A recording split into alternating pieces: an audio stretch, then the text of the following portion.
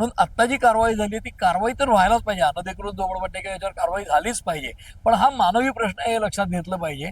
आणि त्याच्याही पलीकडे जाऊन कुठल्या ना कुठल्या प्रकारे राजकीय आश्रय या सगळ्या झोपड्यांना असतो. म्हणून तर मग झोपडपट्टीवासियांना पुनर्वसन करा, घरं द्या, मग 2010 पर्यंतच्या द्या, 15 पर्यंतच्या द्या, 5 पर्यंतच्या द्या, सगळे राज्यकर्ते हे करत आलेत. म्हणून कुठेतरी आम्ही बेकायदेशीर गोष्टीला प्रोत्साहन देणार नाही अशा प्रकारची कडक भूमिका घ्यायला पाहिजे. आणि आता बहुधा 2 वर्ष निवडणुका नसल्यामुळे या कारवाया सुरू झाल्या असतात असं मला वाटतं, आणि त्या पुढची 2 वर्ष चालू राहतील. त्याच्यावरनं राजकारण तुम्ही म्हणताय ते केलं गेलं, कारण ठाकरे त्या मतदारसंघात राहतात, नाही त्या वरुण सरदेसाई आता आमदार आहेत तिथे, आणि बाळासाहेब ठाकरेंचं घर म्हणजे मातोश्री निवासस्थान त्याच भागात आहे. त्यामुळे उद्धव ठाकरे यांच्या नाकाखाली या झोपडपट्ट्या आल्या तेव्हा, आणि महापालिकेची त्यांची सत्ता असताना काही केलं गेलं नाही. आणि आता अचानक कारवाई होतीये कारण भारतीय जनता पक्षाने महापालिका जिंकली मुंबईची.